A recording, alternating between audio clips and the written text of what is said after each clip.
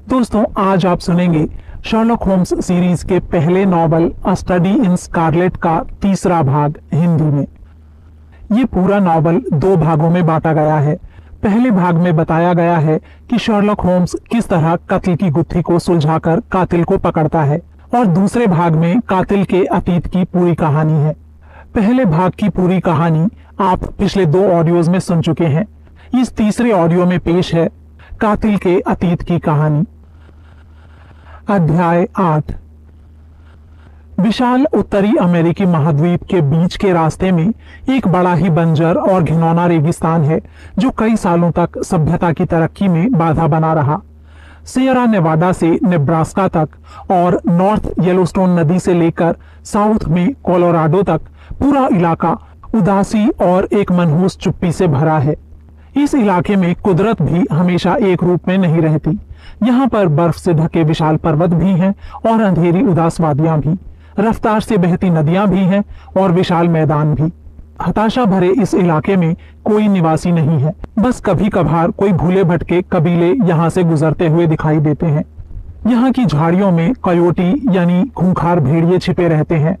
हवाओं में बाज उड़ते हैं और भूरे बालों वाले भालू पहाड़ी नदियों के बीच चलते हुए चट्टानों के बीच खाना ढूंढते हैं। इस बियाबान के यही निवासी हैं।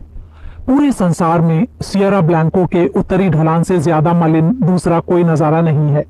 जहां तक नजर जाती है सिर्फ चपटा मैदान ही दिखाई देता है। क्षितिज के दूसरी तरफ पर्वत चोटियों की बर्फ से ढकी हुई लंबी श्रृंखलाएं हैं और इस पूरे विशाल विस्तार में जीवन का कोई चिन्ह नहीं है, न ही जीवन से संबंधित किसी चीज का नामो निशान है। ऐसा कहा जाता है कि यहाँ पर जीवन से संबंधित कुछ भी नहीं है, लेकिन ऐसी बात नहीं है। सियरा ब्लैंको से नीचे देखने पर रेगिस्तान में एक पगडंडी दिखाई देती है, जो दूर कहीं जाकर खो जाती है। उस पर पहियों के निशान हैं और कई साहसी लोगों के पैरों के निशान भी। इधर उधर कुछ सफेद सी चीजें पड़ी दिखाई देती हैं, जो धूप में चमकती हैं। अगर उनके पास जाकर गौर से देखा जाए तो वो हड्डियां हैं, कुछ बड़ी और खुरदुरी, कुछ छोटी और नाजुक। पहले वाली हड्डियां बैलों की हैं और दूसरी वाली इंसानों की। 1500 मील तक इस बदनसीब कारवां का रास्ता इन्हीं छितरे अवशेषों से मालूम किया जा सकता है, जो रास्ते में दिखाई देते हैं। 4 मई 1847 को ये नजारा देखता एक अकेला यात्री वहां पर खड़ा था। उसका स्वरूप ऐसा था मानो वो उस इलाके का कोई जिन्न या दानव हो।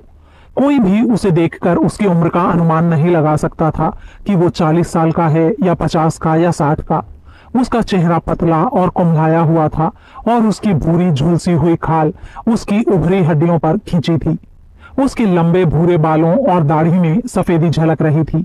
आंखें गड्ढों में धंसी हुई थी और उनमें एक बड़ी ही अजीब सी चमक थी। उसके हाथ में एक राइफल थी। उसका लंबा चौड़ा डील डॉल इशारा कर रहा था कि कभी वो बड़ा फुर्तीला रहा होगा, लेकिन उसका पतला चेहरा और उसके कपड़े जो उसके शरीर पर झूल रहे थे उसे इतना बूढ़ा दिखा रहे थे कि लग रहा था कि भूख और प्यास से वो बस मरने ही वाला है। वो बहुत कष्ट उठाकर पहाड़ी दर्रे के नीचे उतरकर पानी ढूंढने की असफल कोशिश कर रहा था।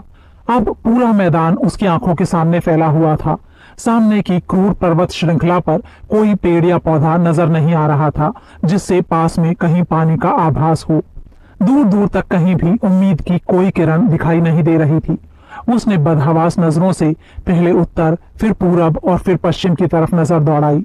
फिर उसे महसूस हुआ कि उसकी यात्रा का अंत आ गया है और वो उस बंजर दर्रे में मरने वाला है। एक चट्टान की छाया में बैठते हुए वो बुदबुदाया, अगर 20 साल बाद मुलायम बिस्तर पर भी मरना ही है तो फिर आज यही क्यों नहीं। बैठने से पहले उसने अपनी बेकार राइफल जमीन पर रखी और स्लेटी रंग के शॉल में लिपटी एक बड़ी सी गठरी भी जो उसके दाएं कंधे पर लटकी थी। उसकी ताकत के हिसाब से वो गठरी काफी ज्यादा भारी थी, क्योंकि जैसे ही उसने उसे नीचे रखा वो तेजी से जमीन पर जा गिरी।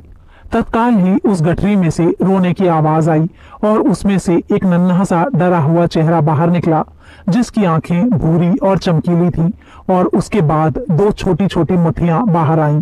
एक बच्चे की आवाज ने शिकायत भरे स्वर में कहा, तुमने मुझे चोट मार दी। आदमी ने माफी मांगते हुए कहा, ओहो माफ करना, मैंने जानबूझकर ऐसा नहीं किया था। जब उसने उस शॉल को खोला तो उसमें से एक प्यारी सी बच्ची बाहर आई जो करीब 5 साल की रही होगी। उसके प्यारे प्यारे जूते और सुंदर गुलाबी फ्रॉक दिखा रहे थे कि उसकी माँ ने उसे कितने प्यार से तैयार किया होगा। बच्ची पीली पड़ी हुई थी और उसका चेहरा कुम्हलाया हुआ था, लेकिन उसके हाथ पैर स्वस्थ दिखाई दे रहे थे। ऐसा लग रहा था कि उसने अपने साथी से कम कष्ट झेले हैं। वो अब भी अपने सिर के पीछे सुनहरे बालों को रगड़ रही थी। फिर उसने गंभीरता से कहा, अब जल्दी से मेरी चोट पर फूंक मारकर इसे ठीक कर दो। माँ भी ऐसा ही करती थी, लेकिन माँ है कहाँ? माँ चली गई है। शायद तुम भी जल्दी ही उसके पास चली जाओगी। माँ चली गई? ओह, उसने मुझसे गुड बाय भी नहीं बोला। जब वो चाय के लिए आंटी के यहाँ जाती थी तो मुझे हमेशा गुड बाय बोलकर जाती थी, और अब तो उसे गए 3 दिन हो गए। यहाँ पर सब कुछ कितना सूखा सूखा है। क्या यहाँ पानी या खाने के लिए कुछ नहीं है? नहीं बिटिया, यहाँ पानी और खाना कुछ नहीं है। तुम थोड़ी देर के लिए सब्र करो, फिर तुम ठीक हो जाओगी। अपना सिर मेरे कंधे पर रख लो तो तुम्हें अच्छा लगेगा। बेहतर यही होगा कि मैं तुम्हें सारी बात बता दूं। ये तुम्हारे पास क्या है? उत्साह से बच्ची ने कहा, सुंदर सुंदर चीजें हैं। जब हम घर वापस जाएंगे तो मैं अपने भाई बॉब को दिखाऊंगी।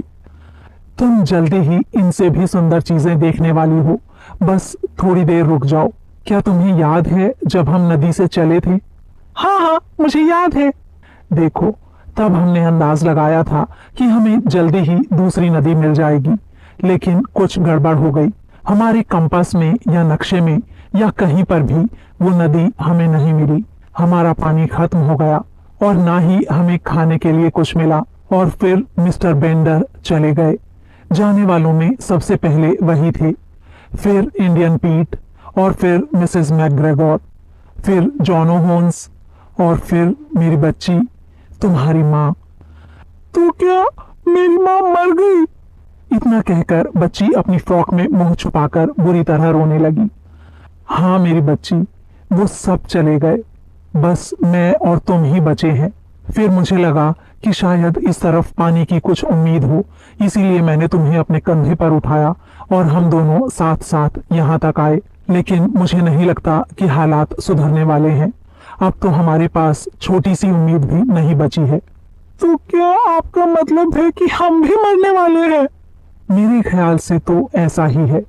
ओहो, आप भी कितने बुद्धू हैं। आपने पहले मुझे क्यों नहीं बताया? आपने तो मुझे डरा ही दिया था। जब हम मर जाएंगे तो फिर से हम माँ को मिलेंगे। ये तो कितनी अच्छी बात है। मैं उनको बताऊंगी कि आप कितने अच्छे हो। मुझे पक्का पता है वो स्वर्ग के दरवाजे पर पानी का घड़ा और बहुत सारी गरम गरम चपातियां लेकर खड़ी होगी। बॉब को और मुझे वो बहुत अच्छी लगती हैं। बूढ़े आदमी ने एक गहरी सांस ली और ऊपर आसमान की तरफ देखा। दूर क्षितिज पर 3 छोटे बिंदु उसे नजर आ रहे थे जो हर पल बड़े होते जा रहे थे। जल्दी ही वो 3 बिंदु 3 बड़ी भूरी चिड़ियों में बदल गए जो उन दोनों के सिर पर मंडराने लगी और फिर ऊपर की चट्टानों पर बैठ गईं। ये पश्चिम के गिद्ध थे जिनका प्रकट होना मौत का सूचक माना जाता था। तुम अपनी प्रार्थना क्यों नहीं कर लेती? बूढ़े ने बच्ची से कहा, जो तुम हर रात अपनी वैगन में करती थी जब हम मैदान में थे। बच्ची ने अचरज भरी नजरों से उसे देखा और बोली, तुम खुद क्यों नहीं प्रार्थना करते? मैं उनको भूल गया हूँ बच्ची। मैंने तब से पूजा नहीं की जब मैं खुद छोटा बच्चा था। लेकिन अगर तुम कहती हो तो आज मैं भी तुम्हारे साथ प्रार्थना करने के लिए तैयार हूँ। तुम उनको गाओ और मैं यहाँ खड़ा होकर तुम्हारे पीछे पीछे उन्हें दोहराता रहूंगा। बच्ची उत्साह से खड़ी हुई और शॉल को बिछाते हुए बोली, फिर तो तुमको घुटनों के बल बैठना होगा और मुझे भी। यहाँ ऐसे बैठो और अपने हाथों को ऐसे उठाओ, इससे तुमको अच्छा लगेगा। ये बड़ा ही विचित्र नजारा था, लेकिन उन गिद्धों के अलावा उसे देखने वाला वहां और कोई नहीं था। उस पतली सी शॉल पर दोनों यात्री बैठे थे। छोटी सी बातूनी बच्ची, बेपरवाह, कठोर और साहसी। उसका गोल मटोल चेहरा और उसके कठोर पतले नाक नक्श बादल रहित आसमान की तरफ उठे दिल से फरियाद कर रहे थे, उस भगवान से जिससे हर प्राणी डरता है। दोनों आवाजें, एक पतली और स्पष्ट, दूसरी भारी और कठोर, मिलकर दया और माफी की भीख मांग रही थी। उस ईश्वर से जिसके लिए कुछ भी असंभव नहीं है। प्रार्थना खत्म हुई और वे दोनों वापस चट्टान की छाया में जाकर बैठ गए। कुछ देर बाद बच्ची अपने रक्षक के सीने पर सिर रखकर आराम से सो गई। थोड़ी देर वो उसे सोते हुए देखता रहा, लेकिन प्रकृति उससे कहीं अधिक बलवान थी। वो 3 दिन और 3 रातों से सोया नहीं था। धीरे धीरे उसकी पलकें उसकी थकी हुई आंखों पर मुड़ गईं और उसका सिर अपने सीने पर झुकता गया। आदमी की सफेद काली दाढ़ी बच्ची की सुनहरी लटों से जाकर मिल गई और दोनों एक गहरी नींद में सो गए। अगर यात्री आधे घंटे तक और जगा रहता तो उसकी आंखों को एक बड़ा ही अजीब नजारा देखने को मिलता। मैदान के अंतिम छोर पर हल्की सी धूल उड़ी, जो पहले इतनी हल्की थी कि दूर से कोहरे जैसी लग रही थी, लेकिन धीरे धीरे ये धूल ऊंची और चौड़ी होती चली गई और जल्दी ही एक ठोस स्पष्ट बादल बन गई। ये बादल आकार में बढ़ता गया और फिर ये साफ हो गया कि ये गुबार बहुत सारे प्राणियों के एक साथ चलने से उठा है। जब वो धूल का गुबार उस चट्टान तक आ पहुंचा जहां वे दोनों सो रहे थे, तो धूल में से तिरपाल से ढकी गाड़ियां और सशस्त्र घुड़सवार दिखाई देने लगे और फिर पता चला कि ये पश्चिम की तरफ जाता हुआ कोई विशाल कारवां है। लेकिन कैसा कारवां था? जब उसका एक सिरा पहाड़ की तलहटी पर पहुंच गया, तब भी उसका दूसरा सिरा क्षितिज तक दिखाई नहीं पड़ रहा था। उस विशाल मैदान में गाड़ियां, घुड़सवार और पैदल लोग धीरे धीरे चले आ रहे थे। बहुत सी औरतें अपने अपने बोझों को संभालती लड़खड़ाती आ रही थीं और बच्चे उन गाड़ियों के साथ साथ या तो पैदल दौड़ रहे थे या सफेद पर्दों में से झांक रहे थे। ये इस देश से दूसरे देश तक जाने वाले कोई साधारण लोग नहीं थे। ये लोग कोई खाना बदोश थे जो परिस्थितियों की मार खाकर किसी नई जगह की खोज में निकलने पर मजबूर हुए थे। साफ माहौल में इंसानों के इस विशाल सागर की परेशान बदहवास आवाजें गूंज रही थीं। पहिए चरमरा रहे थे और घोड़े हिनहिना रहे थे। ये आवाजें तेज जरूर थीं, लेकिन इतनी तेज नहीं हो पाई कि ऊपर सो रहे दोनों यात्रियों को जगा पाती। काफिले में सबसे आगे 20 या इससे कुछ ज्यादा गंभीर कठोर चेहरों वाले साधारण कपड़े पहने और राइफलें हाथ में लिए घुड़सवार थे। चट्टान की तलहटी पर पहुंचकर वे रुके और सलाह मशवरा करने लगे। भिंचे होठों और अधपके बालों वाले एक आदमी ने कहा, कुएं दाईं तरफ है मेरे भाइयों। दूसरा बोला, सियरा ब्लैंको के दाईं तरफ, जिससे हम रियो ग्रांडे तक पहुंच सकते हैं। पानी की चिंता मत करो, वो जो चट्टानों से भी पानी निकाल सकता है अपने प्यारे भक्तों को ऐसे ही नहीं छोड़ देगा। आमीन आमीन, पूरी पार्टी ने एक स्वर में कहा। वे अपनी यात्रा फिर से शुरू करने ही वाले थे कि उनमें से सबसे छोटों में से एक तेज नजरों वाला अचानक चिल्ला उठा और उसने ऊपर की चट्टान की तरफ इशारा किया। गुलाबी सी कोई चीज चट्टानों के बीच चमक रही थी। उसको देखते ही घोड़ों की लगामें कस दी गईं और बंदूकें तन गईं। घुड़सवार आगे बढ़ने लगे। सबके होठों पर एक ही शब्द था, ये जरूर रेडस्किन होंगे। अपने घोड़े नीचे छोड़ जाओ और हम यहीं पर तुम्हारा इंतजार करेंगे, एक बुजुर्ग ने कहा। पल भर में ही युवक अपने घोड़ों से नीचे उतरे। उन्होंने घोड़ों को बांधा और उस ढलान पर ऊपर की तरफ चढ़ने लगे, उस चीज की तरफ जिससे उनका कौतूहल जागा था। वे तेज रफ्तार से और चुपचाप आगे बढ़ रहे थे। उनके आत्मविश्वास और निपुणता को देखकर लग रहा था मानो वे काफी तजुर्बेकार स्काउट हों। नीचे खड़े लोग देख सकते थे कि कैसे वे एक चट्टान से दूसरी चट्टान पर छलांगे लगा रहे थे। फिर उनकी आकृतियां ऊपर नजर आने लगी। सबसे आगे वही युवक था जिसको वो गुलाबी चीज दिखाई दी थी। अचानक उसके पीछे चलने वालों ने देखा कि उसने हैरानी से अपने हाथों को ऊपर उठा दिया और उसके पास पहुंचने पर वे भी उस दृश्य को देखकर हैरान रह गए। बंजर पहाड़ के एक छोटे से पठार पर एक बहुत बड़ी चट्टान थी और इस चट्टान के सहारे एक लंबी दाढ़ी और कठोर नाक नक्श वाला एक बेहद कमजोर आदमी लेटा था। उसका शांत चेहरा और सांसें बता रही थी कि वो गहरी नींद में सो रहा था। उसके नजदीक ही एक नन्ही सी बच्ची थी जिसके गोल सफेद हाथ आदमी के भूरे गले में लिपटे थे और उसका सिर आदमी की छाती पर टिका था। उसके मासूम चेहरे पर एक चंचल सी मुस्कान थी और उसके सफेद पैर, जिनमें सफेद मोजे और चमकीले बकल वाले जूते पहने थी, उसके साथी से बिल्कुल भी मेल नहीं खा रहे थे। चट्टान के ऊपर 3 गिद्ध बैठे थे जो इन नए मेहमानों को देखकर निराशा से वहां से उड़ गए। उन घिनौने पक्षियों के शोरगुल से सोने वाले दोनों लोग जाग गए और बदहवास से इधर उधर ताकने लगे। आदमी लड़खड़ाते हुए अपने पैरों पर खड़ा हुआ और नीचे मैदान की तरफ हैरानी से देखने लगा, जो उस वक्त तक बिल्कुल खाली था जब वो सोया था, और अब वो आदमियों, औरतों और जानवरों से भरा हुआ था। उसके चेहरे पर अविश्वास के भाव झलकने लगे और उसने अपनी आंखों पर हाथ फेरते हुए कहा, शायद इसी को चमत्कार कहते हैं। बच्ची उसके कोट का निचला हिस्सा पकड़े उसके पास खड़ी थी। वो बिना कुछ बोले कौतूहल भरी नजरों से इधर उधर देख रही थी। बचाव पक्ष के लोग जल्दी ही दोनों भटके हुए यात्रियों को आश्वस्त करने में सफल हो गए कि वे लोग वाकई वहां पर हैं और ये उनका भ्रम नहीं है। उनमें से एक ने बच्ची को उठाकर अपने कंधों पर बैठा लिया, जबकि बाकी दो ने उसके कमजोर साथी को सहारा दिया और उन्हें गाड़ियों की तरफ नीचे ले चले। बूढ़े आदमी ने उन्हें बताया, मेरा नाम जॉन फेरियर है।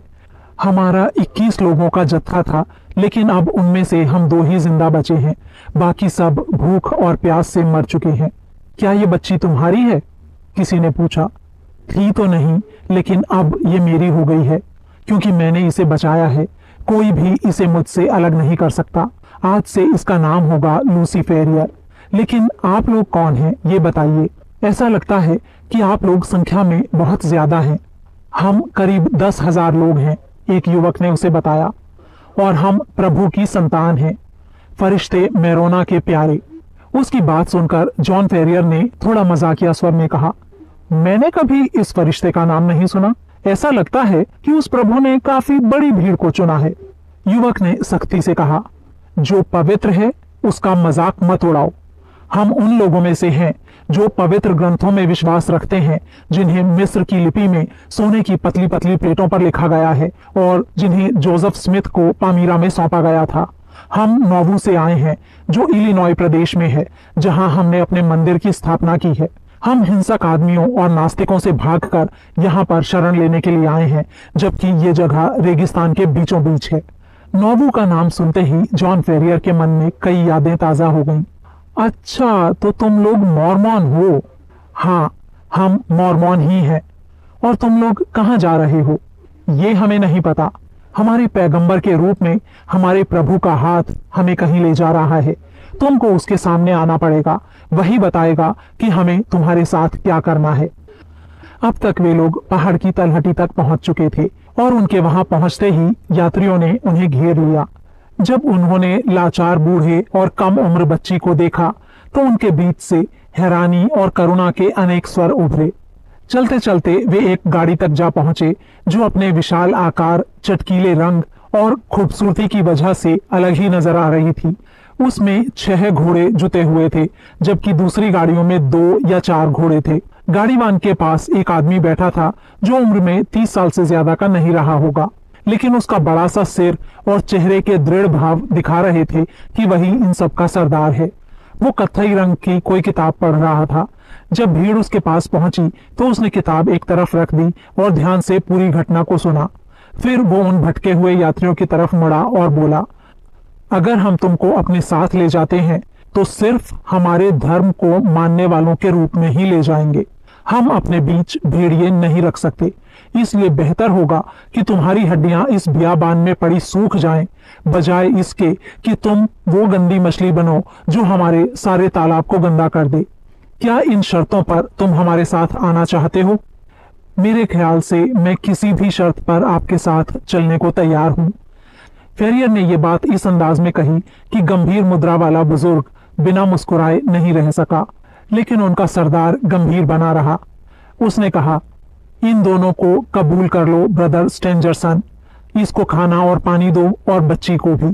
तुम्हारा काम यह भी है कि तुम अपनी जाति के पवित्र तौर तरीके इसे सिखाओ, और हमें पहले ही काफी देर हो चुकी है, इसलिए अब हम तुरंत बिना देर किए आगे बढ़ेंगे, जियोन की ओर।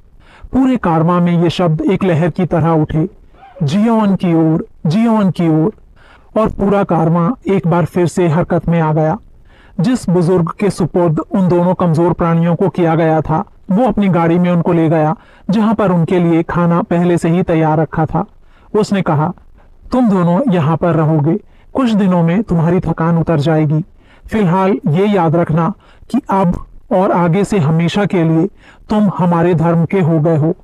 ब्रिघम यंग ने कह दिया है और उसने जोसेफ स्मिथ की आवाज में कहा है, जो प्रभु की आवाज है। अध्याय 8। ये जगह उन मॉर्मॉन लोगों के द्वारा उठाई गई परेशानियों और परीक्षाओं को याद करने की नहीं है। मिसिसिपी के किनारों से रॉकी के पश्चिमी घाटों तक वे ऐसे संघर्ष करते रहे जिनका इतिहास में दूसरा कोई सानी नहीं मिलेगा। जंगली आदमी, जंगली जानवर, भूख, प्यास, थकान, बीमारियां, हर बाधा जो प्रकृति उनके सामने डाल सकती थी, उस सभी को एंग्लो सैक्सन सिद्धांतों से काबू में किया गया। लेकिन फिर भी लंबी यात्रा और बार बार आने वाले खतरों की वजह से उनमें से मजबूत आदमी भी बुरी तरह दहल गया था। उनमें से एक भी ऐसा नहीं था जिसने घुटनों के बल बैठकर प्रभु को दिल से शुक्रिया अदा ना किया हो। लेकिन उस वक्त उन लोगों के चेहरे खुशी और राहत से खिल उठे जब उन्होंने सूरज की रोशनी में नहाई यूटा की घाटी को देखा और अपने सरदार से सुना कि यही वो जगह है जिसका प्रभु ने उनको वादा किया था और ये मैदान अब से हमेशा के लिए उनके हैं। ब्रिघम यंग ने जल्दी ही साबित कर दिया कि वो एक कुशल प्रशासक और दृढ़ सरदार है। नक्शे खींचे गए, चित्र बनाए गए, जिसमें भविष्य के शहर की रूपरेखा तैयार की गई। चारों तरफ खेतों को बांटा गया और हर एक आदमी को उसकी हैसियत के हिसाब से जमीन दी गई। सबको अपनी क्षमता के हिसाब से काम भी दिया गया। शहर में सड़कें और चौक ऐसे प्रकट हुए मानो जादू से पैदा हुए हों। नालियां बनी, झाड़ियां उगी, पौधे लगाए गए, सफाई हुई और अगली गर्मी में पूरा शहर गेहूं की फसल से लहलहा गया। इस पूरे इलाके में हर तरफ विकास हुआ। सबसे ज्यादा जो मंदिर उन्होंने शहर के बीचों बीच बनाया था वो और भी लंबा और चौड़ा हो गया। सूरज के निकलने से लेकर ढलने तक इस इमारत में हथौड़े की गूंज और आरी की आवाज कभी नहीं रुकती थी, जो यहाँ के निवासियों ने उस प्रभु के लिए बनाई थी जो सुरक्षित उन्हें यहाँ तक लाया था। जॉन फेरियर और छोटी बच्ची मॉर्मोनों के साथ उनकी यात्रा के अंत तक रहे। नन्ही लूसी बड़े ही आराम से बुजुर्ग स्टेंजरसन की गाड़ी में जा रही थी, जिसमें मॉर्मॉन की 3 बीवियां और एक 12 साल का जिद्दी बेटा भी था। जल्दी ही वो पूरी तरह स्वस्थ हो गई और माँ की मौत के गम से बाहर निकल आई। वो उन तीनों औरतों की लाडली बन गई थी और उसे अपने चलते फिरते तिरपाल से ढके नए घर की आदत पड़ गई थी। इस दौरान अपनी तकलीफों को भूलकर फेरियर ने भी अपने आप को एक जरूरी मार्गदर्शक और एक चुस्त शिकारी सिद्ध कर दिया था। वो इतनी जल्दी अपने नए दोस्तों की नजरों में चढ़ गया कि जब वे अपनी यात्रा के अंत पर पहुंचे तो सर्वसम्मति से ये निश्चय किया गया कि उसे भी उतना ही बड़ा उपजाऊ खेत दिया जाए जितना कि खुद यंग, स्टेंजरसन, कैम्बल, जॉनस्टन और ड्रेबर को दिया गया था। यही चारों उनके मुख्य बुजुर्ग थे। इस तरह मिले हुए खेत पर जॉन फेरियर ने अपने लिए एक बड़ा सा लकड़ी का घर बनाया, जिसमें साल दर साल इतने सारे नए निर्माण किए कि अब वो एक बहुत बड़ी हवेली लगने लगा। वो समझदार था, अपने लेन देन में चौकन्ना और काम में निपुण था। उसका मजबूत शरीर उसे दिन रात काम करने की इजाजत देता था, जिससे वो अपनी जमीन को सुधारता और जोतता रहता। उसकी इस कड़ी मेहनत के परिणाम स्वरूप उसके खेत और उसकी सारी संपत्ति में काफी तरक्की हुई। 3 सालों में वो अपने पड़ोसियों से बेहतर स्थिति में पहुंच गया, 6 सालों में समृद्ध हो गया और 9 में अमीर। 12 सालों में पूरी सॉल्ट लेक सिटी में आधा दर्जन लोग भी ऐसे नहीं थे जो उसकी संपन्नता का मुकाबला कर सकते थे। जॉन फेरियर से ज्यादा प्रसिद्ध नाम वहां दूसरा और कोई नहीं था। सिर्फ एक ही मुद्दा ऐसा था जिस पर उसने अपने साथियों की भावनाओं को दुखाया था। कितनी भी बहस या अनुरोध किए जाने के बावजूद वो अपने बाकी साथियों की तरह अपने घर में किसी औरत को रखने के लिए तैयार नहीं था। उसने इसका कोई कारण किसी को कभी नहीं बताया, लेकिन वो अपने फैसले से हिला भी नहीं। कुछ लोगों ने उस पर आरोप लगाया कि वो अपने धर्म के प्रति ठंडा है और कुछ ने ये कहा कि वो पैसे का लालची है और अपने पैसे को किसी और पर खर्च नहीं करना चाहता। कुछ और लोगों ने इसकी वजह बताया एक भूली हुई मोहब्बत को, कि कैसे एक सुंदर लड़की उसकी याद में अटलांटिक में तिल तिल कर घुल रही है। वजह चाहे जो भी हो, लेकिन फेरियर हमेशा कुंवारा ही रहा। बाकी हर मामले में उसने इस नए शहर के धर्म को कबूल किया और एक रूढ़िवादी और ईमानदार आदमी होने का नाम कमाया। लूसी फेरियर इस लकड़ी के मकान में बड़ी हुई और अपने पिता के हर काम में हाथ बटाया करती थी। पहाड़ों की शुद्ध हवा और ताड़ के पेड़ों की खुशबू इस छोटी बच्ची की माँ और दाई बन गए। जैसे जैसे साल बीतते गए वो लंबी और ताकतवर बनती गई। उसके गालों पर लाली और चाल में लचीलापन आता गया। फेरियर के खेत के पास से गुजरने वाली सड़क से जो यात्री गुजरते थे वो इस कमसिन लड़की को गेहूं के खेतों में उछलते या अपने पिता के घोड़े पर कूदकर बैठते देखते तो उनकी भूली बिसरी यादें लौट आती। इस तरह धीरे धीरे वो कली खिलकर फूल बन गई और जिस साल उसका पिता सबसे अमीर किसान बना उसी साल वो लड़की भी अमेरिकी नवयौवनाओं की खूबसूरती की ऐसी मिसाल बनी जैसी पूरे पैसिफिक एरिया की ढलान पर देखने को नहीं मिल सकती थी। ये जून की एक गर्म सुबह थी। धूल भरी ऊंची सड़कों पर भारी सामान ढोते खच्चरों की कतारें धूल उड़ाती पश्चिम की ओर जा रही थी। इस वक्त तक कैलिफोर्निया में गोल्ड रश चालू हो चुका था और वहां पहुंचने का रास्ता इस शहर से होकर गुजरता था। यहाँ भेड़ों और बैलों के झुंड भी आ रहे थे और थके हुए यात्री, इंसान और घोड़े भी अपनी यात्राओं से थक कर पहुंच रहे थे। ऐसी ही अलग अलग तरह के लोगों की भीड़ में एक मंझे हुए घुड़सवार की तरह लूसी फेरियर अपने घोड़े को दौड़ाती हुई आ रही थी। उसका गोरा चेहरा लाल हो रहा था और उसके लंबे सुनहरे बाल उसके पीछे उड़ रहे थे।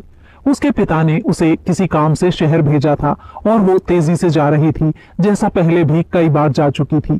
यौवन की निडरता से सिर्फ ये सोचती हुई कि उसे क्या काम करना है और कैसे करना है। यात्रा से गंदे हुए यात्री उसे हैरानी से देख रहे थे और भाव शून्य भारतीय भी अपने सामान के साथ जाते हुए इस गोरी युवती के अटूट सौंदर्य को निहारने में लगे थे। जब वो शहर के बाहर पहुंची तो उसने पाया कि मैदानों से आए आधा दर्जन चरवाहों द्वारा हांकी गई बहुत सी भीड़ों का झुंड सड़क को रोके खड़ा है। बेसब्री से उसने इस अड़चन को पार करने के लिए एक खाली सी दिखने वाली जगह में अपने घोड़े को ले जाने की कोशिश की। वो मुश्किल से वहां तक पहुंची भर थी कि जानवरों ने उसे घेर लिया और उसने पाया कि वो गुस्सैल आंखों और पैने सींगों वाले बैलों की चलती हुई सी लहर के बीच पूरी तरह फंस चुकी है।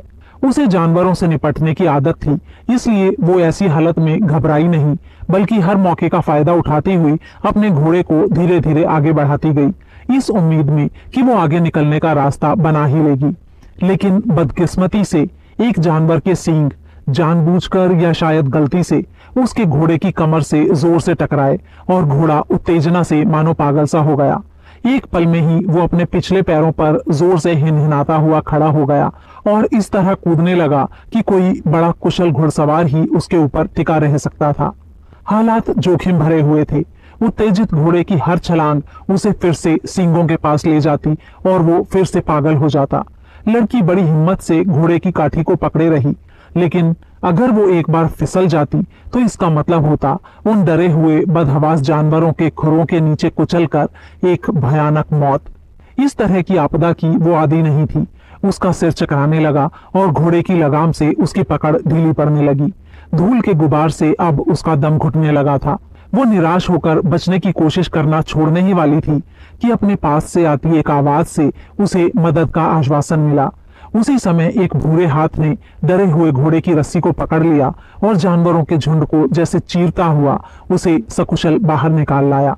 आशा करता हूं कि तुम्हें चोट नहीं लगी होगी, उसके रक्षक ने बड़े ही अदब से कहा। उसने उस आदमी के भूरे कठोर चेहरे को देखा और हंसते हुए बोली, मैं तो बहुत ही डर गई थी। कौन सोच सकता था कि पहुंचो गायों के झुंड से इतना डर जाएगा। ये तो शुक्र है कि तुम घोड़े पर जमी रही। मेरे ख्याल से तुम जॉन फेरियर की बेटी हो, है ना? मैंने तुम्हें उसके घर से आते हुए देखा था। जब तुम उससे मिलो तो उससे पूछना कि क्या उसे सेंट लुई के जेफरसन होप की याद है। अगर ये वही फेरियर है तो मेरे पिता और वो दोनों अच्छे मित्र हुआ करते थे। ये एक लंबा खूंखार सा दिखने वाला युवक था जो एक मजबूत घोड़े पर सवार था और शिकारियों जैसे कपड़े पहने हुए था। उसके कंधे पर एक लंबी सी राइफल टंगी थी। लूसी ने मुस्कुराते हुए उससे कहा, क्या ये बेहतर नहीं होगा कि तुम खुद ही आकर उनसे ये बात पूछ लो? युवक इस प्रस्ताव से काफी खुश नजर आया और उसकी काली आंखें खुशी से चमकने लगी। उसने कहा, मैं ऐसा ही करूंगा।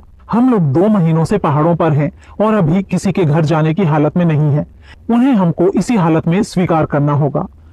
वो तुम्हारे बहुत आभारी होंगे और मैं भी। आखिर तुमने मेरी जान बचाई है। अगर वो गाय मेरे ऊपर कूद गई होती तो मेरे पिता ये गम कभी भूल नहीं पाते। ये तो मैं भी नहीं भूल पाता, युवक ने कहा। क्यों भला? मुझे तो ये समझ में नहीं आ रहा कि तुम्हें इस बात से क्यों फर्क पड़ता। तुम तो हमारे दोस्त तक नहीं हो। युवा शिकारी का चेहरा ये सुनकर इतना उदास हो गया कि लूसी फेरियर जोर से हंस पड़ी। अरे अरे, मेरा वो मतलब नहीं था।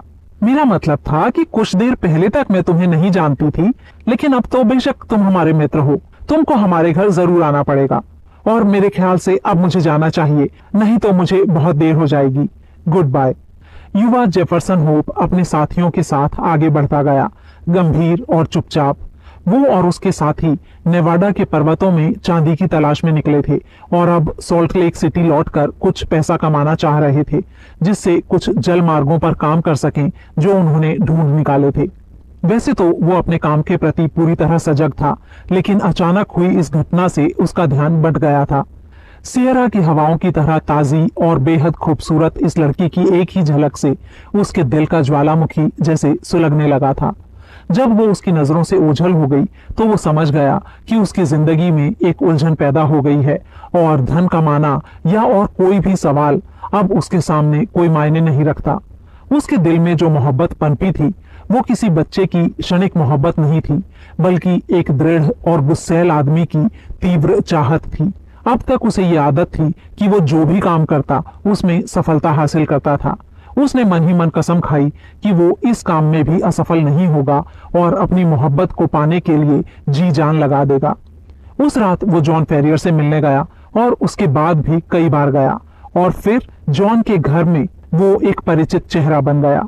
पिछले 12 सालों में घाटी तक ही सीमित रहने और काम में लगे होने की वजह से जॉन को बाहरी दुनिया के बारे में जानने के बहुत कम अवसर मिले थे।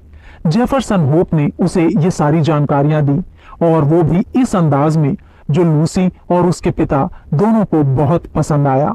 वो कैलिफोर्निया में रह चुका था और उसे दौलत कमाने और दौलत को खोने के कई अजीबोगरीब अनुभव भी हुए थे।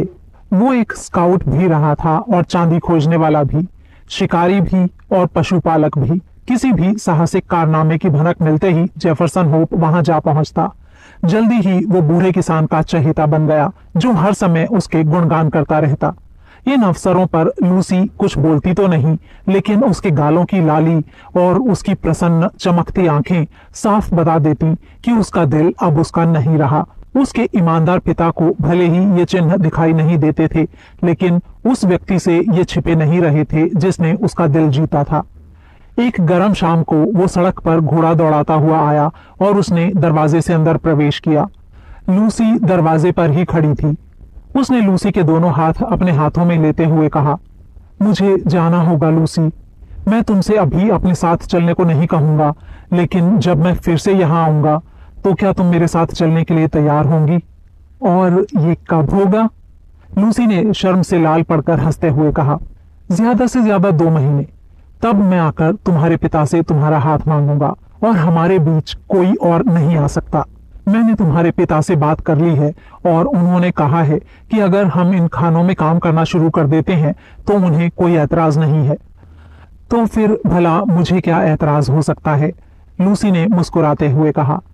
उसके बाद कुछ पल तक दोनों प्रेमियों ने कुछ प्यार भरी गुफ्तगू की और फिर जेफरसन अपने घोड़े पर सवार होकर जल्दी से वहां से चला गया। उसने मुड़कर एक बार भी नहीं देखा, मानो डर रहा हो कि कहीं पलटकर देख लिया तो जाने का उसका फैसला डगमगा जाएगा। लूसी गेट पर खड़ी उसे तब तक देखती रही जब तक वो नजरों से ओझल नहीं हो गया। फिर वो घर के अंदर चली गई। आज वो पूरे यूटा की सबसे खुश लड़की थी।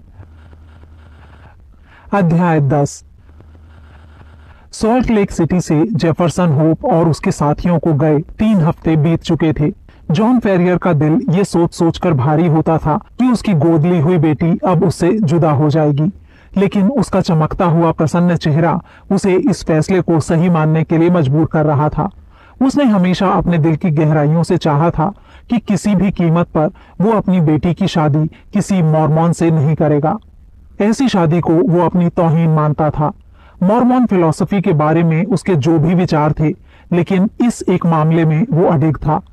लेकिन मुश्किल की बात यह थी कि इस विषय पर उसे अपने होठों को सीकर रखना पड़ा था, क्योंकि उन दिनों संतों के उस देश में परंपरा के विरुद्ध कोई भी राय जाहिर करना बहुत ही खतरनाक था।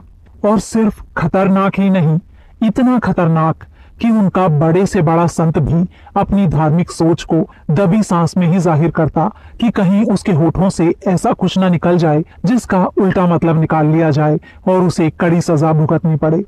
अभी तक जो लोग अन्याय के शिकार थे वे खुद अब खूंखार अन्यायी बन चुके थे।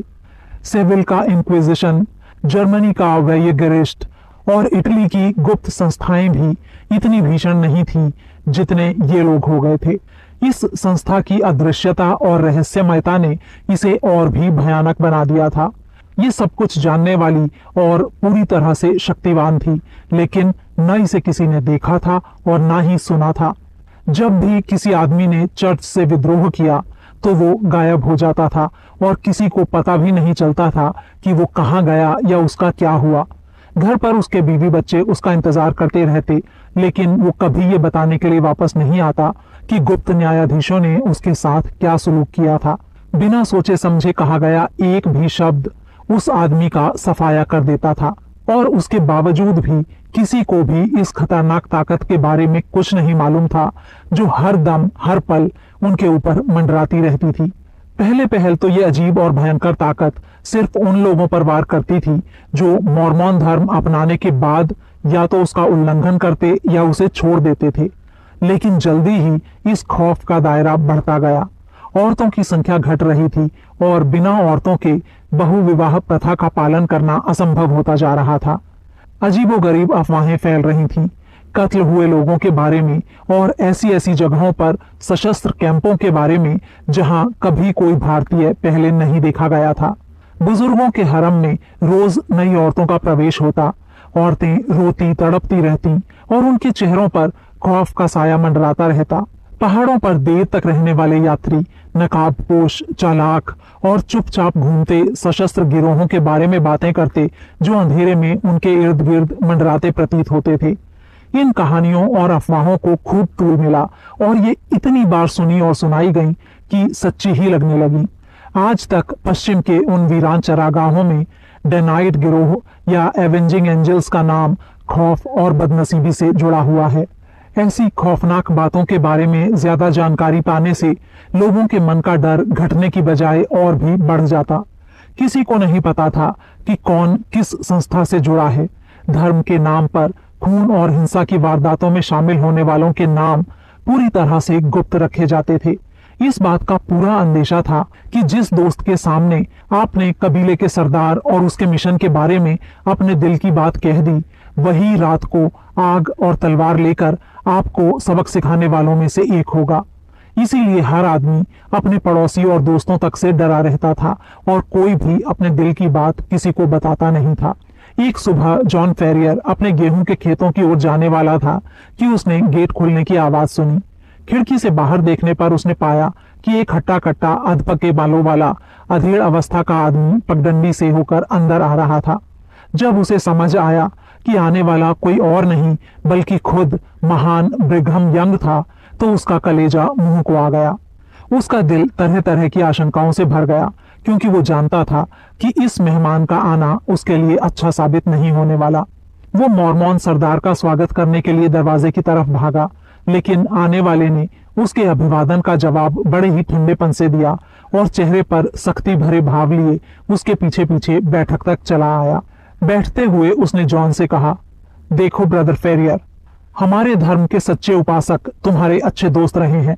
हमने तुम्हें उस वक्त पनाह दी थी जब तुम रेगिस्तान में भूखे प्यासे पड़े थे।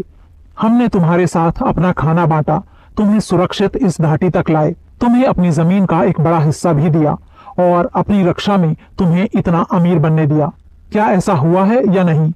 हाँ, ऐसा ही हुआ है। आपकी एक एक बात सही है, जॉन फेरियर ने जवाब दिया। और इस सब के बदले हमने सिर्फ एक शर्त रखी थी, जो ये थी कि तुम हमारे सच्चे धर्म को अपनाओगे और हर तरह से उसके नियमों का पालन करोगे। तुमने ऐसा करने का वादा भी किया था, लेकिन इस वादे को तुमने तोड़ा है। मैंने अपना वादा कैसे तोड़ा है? फेरियर ने हैरानी से हाथ उठाते हुए कहा, क्या मैंने अपना पैसा लोगों की भलाई में नहीं लगाया है? क्या मैं प्रार्थनाओं में शरीक नहीं होता? यंग ने उसकी बात काटते हुए कहा, तुम्हारी बीवियां कहाँ हैं? उन्हें यहां बुलाओ ताकि मैं उनका अभिवादन कर सकूं। ये सच है यंग कि मैंने शादी नहीं की है, लेकिन आप जानते हैं कि औरतें पहले ही गिनती में कम है और दूसरे आदमियों का उन पर ज्यादा हक है। मैं कभी अकेला नहीं रहा। मेरे पास मेरी बेटी है जो मेरा ध्यान रखती है, और उसी बेटी के बारे में मैं तुमसे बात करने आया हूं। वो बड़ी होकर यूटा का फूल बन चुकी है और ऊंचे ओहदे वाले लोगों की आंखों को अच्छी लगने लगी है। जॉन फेरियर का दिल डूब गया। उसके बारे में ऐसे किस्से हैं जिन पर मैं विश्वास नहीं करना चाहता। ऐसे किस्से कि उसका किसी दूसरे धर्म वाले से संबंध है, लेकिन हो सकता है कि जो बातें मैंने सुनी है वो सिर्फ अफवाहें ही हों। सेंट जोसेफ स्मिथ की संहिता में 13वां नियम क्या है? सच्चे धर्म की हर लड़की को अपने धर्म के अंदर ही शादी करनी चाहिए। अगर वो किसी और से शादी करती है तो ये घोर पाप माना जाएगा। ऐसा होने की वजह से ये असंभव है कि तुम, जो अपने आप को इस पवित्र धर्म को मानने वाला कहते हो, अपनी बेटी को इस नियम का उल्लंघन करने दोगे। इस एक ही मुद्दे से तुम्हारी पूरी आस्था की परीक्षा हो जाएगी। ये बात काउंसिल ऑफ 4 में तय की गई है। लड़की अभी कम उम्र की है और हम किसी सफेद बालों वाले बूढ़े से उसकी शादी नहीं करना चाहते। हम उसे चुनाव करने से भी वंचित नहीं करना चाहते हैं। हम बुजुर्गों की कई बीवियां हैं, लेकिन हमारे बच्चों का भी तो ख्याल रखा जाना चाहिए। स्टेंजरसन का एक बेटा है और ड्रेबर का भी एक बेटा है, और दोनों में से कोई भी तुम्हारी बेटी को अपने घर ले जाने के लिए तैयार है। दोनों ही जवान हैं, अमीर हैं और सच्चे धर्म के हैं। तुम्हारी बेटी को दोनों में से चुनने की आजादी दी जाएगी। इस बात पर तुम्हारा क्या कहना है? जॉन फेरियर काफी देर तक चिंता में डूबा चुपचाप बैठा रहा। फिर वो बोला, आप हमको थोड़ा वक्त दीजिए। मेरी बेटी अभी बहुत छोटी है, उसकी शादी की उम्र नहीं हुई है। यंग ने कुर्सी से उठते हुए कहा, उसे 1 महीने की मोहलत दी जाती है। 1 महीने के अंत में उसे अपना जवाब देना ही होगा। दरवाजे से बाहर निकलते हुए वो फिर से पीछे मुड़ा और उसने आग उगलती आंखों से जॉन को देखते हुए कहा, तुम्हारे लिए बेहतर यही होता जॉन फेरियर। तुम और वो लड़की इस वक्त सियरा ब्लैंको में सूखी हड्डियां बने पड़े होते, बजाय इसके कि तुम अपनी कमजोर मर्जी काउंसिल ऑफ 4 के हुक्म के खिलाफ चलाते। हाथ से एक धमकी भरा इशारा करते हुए वो दरवाजे से बाहर निकल गया। तभी लूसी अंदर आई और जॉन समझ गया कि उसने सारी बातें सुन ली है। वो घबराए स्वर में बोली, ओ पापा, अब हम क्या करेंगे? तुम्हें डरने की कोई जरूरत नहीं है बेटी। हम कुछ ना कुछ तरकीब जरूर निकाल लेंगे। उस लड़के के साथ तुम्हारी मोहब्बत कम तो नहीं हुई है ना? लूसी के गले से एक दर्द भरी सिसकी निकल गई और जॉन को उसकी बात का जवाब मिल गया। उसने दृढ़ स्वर में लूसी से कहा, मैं ये कभी नहीं चाहूंगा कि उस लड़के के प्रति तुम्हारी मोहब्बत कभी भी कम हो। वो एक अच्छा लड़का है और ईसाई है। वो यहाँ के इन धर्म भीरू लोगों से कहीं ज्यादा बेहतर है। कल ही नेवाडा के लिए एक पार्टी रवाना हो रही है और मैं उनको संदेश भेज दूंगा कि हम यहाँ कितनी मुसीबत में पड़ गए हैं। अगर उस लड़के के बारे में मेरी जानकारी सही है तो वो यहाँ तुरंत हमारी मदद के लिए आएगा, और जब वो आएगा तो वो हमें सही राय देगा। लेकिन मुझे तुम्हारी ओर से डर लग रहा है बेटी। जॉन ब्रिघम को यहाँ के लोग पैगंबर और फरिश्ता मानते हैं, और जो लोग पैगंबर के खिलाफ जाते हैं उनके बारे में कैसे कैसे भयानक किस्से सुनने में आया करते हैं। उनके साथ कुछ न कुछ खौफनाक जरूर घटता है। लेकिन पिताजी, अभी तो हम उनके खिलाफ गए ही नहीं है। पिता ने कुछ सोचते हुए कहा, हाँ, डरने का वक्त तो तब आएगा जब हम उनके खिलाफ जाएंगे। हमारे पास अभी एक पूरा महीना है, और महीना पूरा होने तक अगर हम कोई और रास्ता नहीं निकाल पाते हैं तो मुझे लगता है कि सबसे अच्छा यही होगा कि हम यहाँ से भाग जाएं। लेकिन हमारे खेत और जमीन पिताजी? हम जितना बेच सकेंगे उतना बेचकर पैसा इकट्ठा कर लेंगे, बाकी जमीन को यूं ही छोड़ जाएंगे। सच कहूं लूसी, तो ये विचार पहली बार मेरे मन में नहीं आया है। ये लोग अपने पैगंबर से जितना डरते हैं उतना मैं कभी भी किसी आदमी से नहीं डर सकता। मैं एक आजाद ख्यालों वाला अमेरिकन हूं और ये सब कुछ मेरे लिए बहुत अजीब है। लेकिन ये लोग हमें यहां से जाने नहीं देंगे, बेटी ने कहा। देखते हैं। तुम जेफरसन के आने का इंतजार करो और इस बीच परेशान मत हो और ना ही अपनी आंखों में आंसू आने दो, और डरना और घबराना तो बिल्कुल भी मत। जो होगा हम उसका मुकाबला करेंगे। जॉन फेरियर ने दिलासा देने के ये शब्द बड़े ही विश्वास के साथ बोले थे, लेकिन लूसी से ये बात छिपी नहीं रह सकी कि उस रात उसके पिता कुछ ज्यादा ही ध्यान से दरवाजे और खिड़कियों की चिटखनियां बंद कर रहे थे और उन्होंने बड़े ही ध्यान से अपनी जंग लगी शॉटगन को साफ करके लोड किया, जो उनके बेडरूम की दीवार पर सालों से ऐसे ही टंगी हुई थी। अध्याय 11। मॉर्मॉन के पैगंबर से मुलाकात की अगली सुबह जॉन फेरियर सॉल्ट लेक सिटी गया और नेवाडा पहाड़ों की तरफ जाने वाले अपने दोस्त से मिलकर उसने जेफरसन होप के लिए अपना संदेश उसे सौंप दिया। उसने उस युवक को उस खतरे के बारे में बताया जो उन दोनों के ऊपर मंडरा रहा था, और ये भी कि ये कितना जरूरी था कि वो जल्दी वापस आए। इसके बाद वो वापस अपने घर चला गया। जब वो अपने फार्म के नजदीक पहुंचा तो उसे ये देखकर हैरानी हुई कि फाटक के दोनों खंभों पर घोड़े बंधे हुए थे। अंदर जाने पर अपनी बैठक में 2 युवकों को बैठा देखकर उसे और भी ज्यादा ताज्जुब हुआ। लंबे पीले चेहरे वाला एक युवक उसकी आराम कुर्सी पर बैठा था और उसके पैर स्टोव पर टिके थे। दूसरा बैल जैसी गर्दन वाला युवक, जिसके नाक नक्श बहुत ही भौंडे थे, खिड़की के सहारे टिका हुआ जेब में हाथ डाले सीटी बजा रहा था। फेरियर के अंदर आने पर दोनों ने सिर हिलाकर उसका अभिवादन किया और आराम कुर्सी पर बैठे युवक ने बोलना शुरू किया। हो सकता है आप हमें ना जानते हो, ये ड्रेबर का बेटा है और मैं जोसेफ स्टेंजरसन हूँ, जो तुम्हारे साथ उस वक्त रेगिस्तान में था जब प्रभु ने अपना हाथ आगे बढ़ाकर तुम्हें अपने सच्चे दामन में समेटा था। आज हम यहाँ इसलिए आए हैं क्योंकि हमारे पिताओं ने हमें कहा है कि हम में से दोनों आपकी बेटी का हाथ मांगे। आप और आपकी बेटी जिसे भी चाहें पसंद कर लें। मेरी सिर्फ 4 बीवियां हैं और ब्रदर ड्रेबर की 7, इसलिए मुझे लगता है कि मेरा दावा ज्यादा मजबूत है। दूसरा युवक जल्दी से चिल्लाया, नहीं नहीं ब्रदर स्टेंजरसन, सवाल ये नहीं है कि हमारी कितनी बीवियां हैं, सवाल ये है कि हम कितनी रख सकते हैं। मेरे पिता ने अपनी मिलें मेरे नाम कर दी हैं, इसलिए हम दोनों में मैं ज्यादा अमीर हूं। दूसरे ने गर्मजोशी से कहा, लेकिन भविष्य मेरा ज्यादा बेहतर है।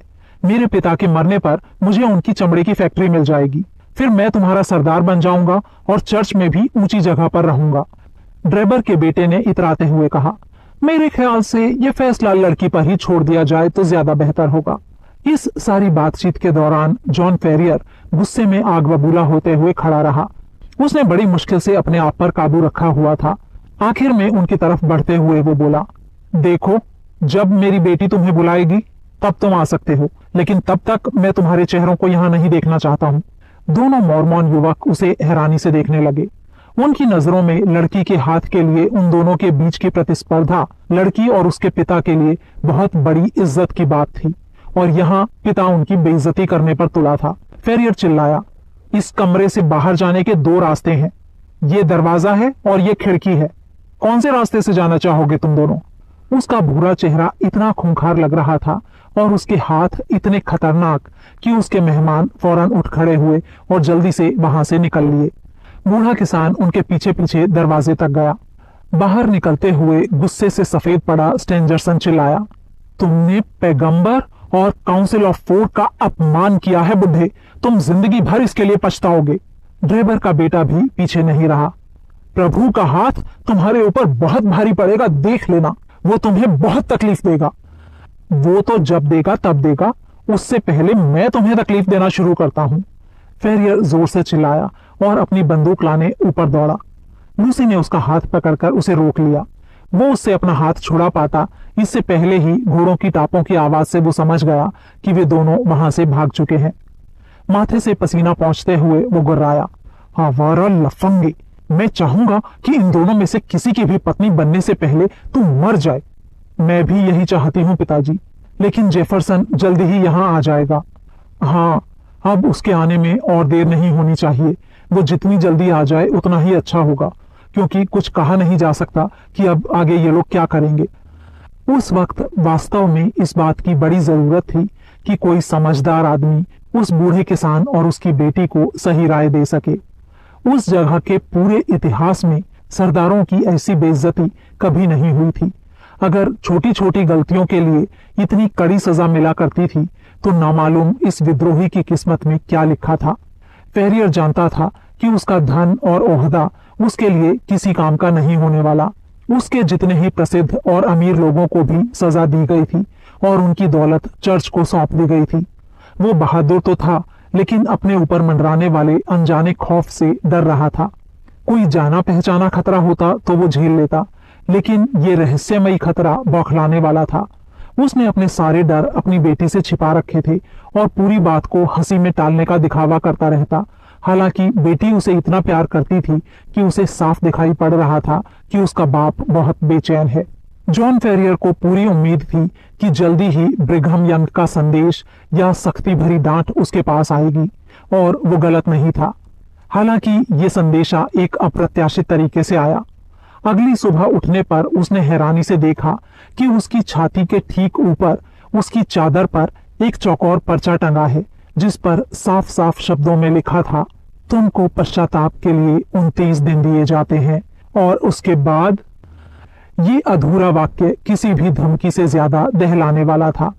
जॉन फेरियर के मन में बराबर ये खटका बना रहा कि ये धमकी उसके कमरे में आखिर आई कैसे, क्योंकि उसके नौकर बाहर सोते थे और घर के सारे दरवाजे और खिड़कियां अच्छी तरह से बंद थे।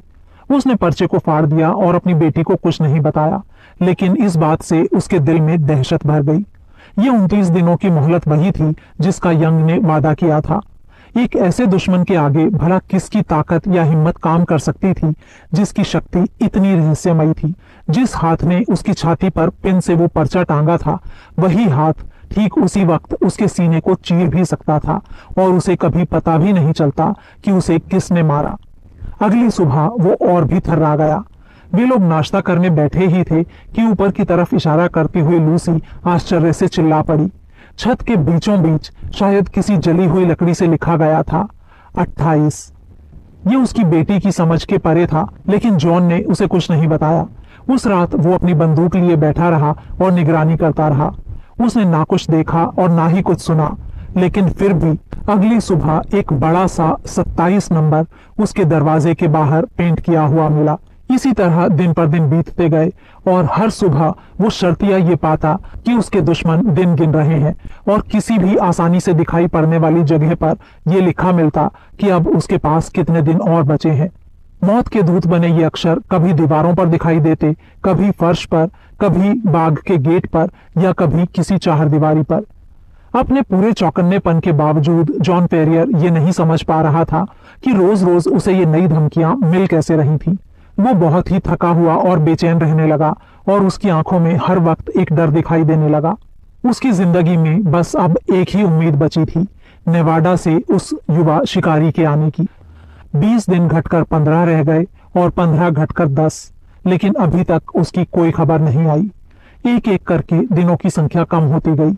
जब भी किसी घुड़सवार की टाप सड़क से आती सुनाई पड़ती या कोई कोचवान उसकी टीम को आवाज देता, बूढ़ा किसान जल्दी से गेट की तरफ दौड़ता, ये सोचते हुए कि शायद शिकारी आ गया है। अंत में जब उसने देखा कि 5 की संख्या 4 में बदल गई और फिर 3 में, तो उसका दिल डूब गया और उसने भाग निकलने की उम्मीद बिल्कुल छोड़ दी। वो जानता था कि अकेले अपने दम पर और पहाड़ों के रास्तों के बारे में अपने सीमित ज्ञान के कारण वो भागने में कभी सफल नहीं हो पाएगा। एक शाम इन्हीं सब बातों के बारे में सोचता वो चिंता में डूबा बैठा था कि कैसे इस सब से छुटकारा पाए। उस सुबह 2 का अंक उसकी दीवारों पर लिखा दिखाई दिया था, और अगला दिन उसके लिए आखिरी दिन होने वाला था।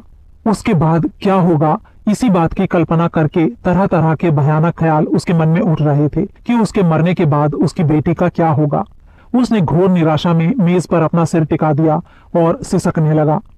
तभी सन्नाटे में उसे एक बहुत ही हल्की खरोंच जैसी आवाज सुनाई दी। ये आवाज बहुत ही धीमी थी, लेकिन रात के सन्नाटे में एकदम स्पष्ट सुनाई दे रही थी। वो घर के दरवाजे से आ रही थी। फेरियर चुपचाप हॉल में आया और गौर से सुनने लगा। कुछ पल तक चुप्पी छाई रही और उसके बाद आवाज फिर से सुनाई दी। जाहिर था कि कोई बहुत ही धीरे धीरे दरवाजा खटखटा रहा था। क्या आधी रात को आने वाला ये कोई हत्यारा था जो गुप्त कानून के खूनी आदेश का पालन करने आया था, या फिर कोई ऐसा था जो उसे उसके आखिरी दिन की याद दिलाने आया था? जो भी हो, वो धीरे धीरे आगे बढ़ा और उसने धीरे से चटखनी खोल दी। बाहर सब शांत था। आसमान में तारे रोशनी फैलाते हुए चमक रहे थे। किसान की आंखों के सामने बगीचा था, लेकिन ना तो बगीचे में और ना उसके पार सड़क पर कहीं भी कोई इंसान दिखाई पड़ रहा था। तभी उसकी निगाह जमीन पर पड़ी और उसने देखा कि एक आदमी मुंह के बल जमीन पर लेटा है और उसके हाथ और पैर चारों तरफ फैले हुए हैं। सांप जैसी फुर्ती के साथ जमीन पर रेंगते हुए वो आदमी घर के अंदर दाखिल हो गया। जॉन फेरियर ने बड़ी ही मुश्किल से अपने गले से निकलने वाली चीख को रोका। अगले ही पल वो आदमी उछलकर अपने पैरों पर खड़ा हो गया और उसने घर का दरवाजा बंद कर दिया। ये जेफरसन होप था। जॉन फेरियर हांफते हुए बोला, अरे तुमने तो मुझे डरा ही दिया था। इस तरह अंदर क्यों आए हो तुम? होप ने रुंधे हुए गले से कहा, मुझे जल्दी से कुछ खाने को दो। पिछले 48 घंटों से मैंने ना कुछ खाया है न पिया है। फिर वो मेज पर रखे खाने पर बुरी तरह टूट पड़ा। जब उसकी भूख शांत हुई तब उसने पूछा, लूसी ठीक है ना? हाँ, वो ठीक है। अच्छा है। इस घर पर चारों तरफ से नजर रखी जा रही है, इसीलिए मैं रेंगते हुए यहाँ तक आया हूँ। वे लोग बहुत चालाक हो सकते हैं, लेकिन एक वोशो शिकारी से ज्यादा चालाक नहीं होंगे। ये समझ में आते ही कि अब उसके पास एक सच्चा दोस्त है, जॉन फेरियर का डर पूरी तरह से दूर हो गया। उसने युवक का हाथ पकड़कर गर्मजोशी से कहा, तुम एक ऐसे आदमी हो जिस पर मैं नाज कर सकता हूँ। हमारे ऊपर छाए खतरे को बांटने के लिए भला और कौन आ सकता था? होप ने तेज स्वर में कहा, हमारे पास इन सब बातों के लिए ज्यादा वक्त नहीं है। कल आपका आखिरी दिन है और अगर आज ही कोई उपाय नहीं किया गया तो सब खत्म हो जाएगा। एक खच्चर और 2 घोड़े ईगल रेविन में हमारा इंतजार कर रहे हैं। आपके पास कितने पैसे होंगे? सोने में करीब $2000 और नोटों में 5। ठीक है, इतना काफी है। करीब इतना ही मेरे पास भी है। पहाड़ों से होते हुए हम कार्सन शहर की तरफ जाएंगे। जल्दी से लूसी को उठा दीजिए और हम तुरंत ही यहाँ से निकलेंगे।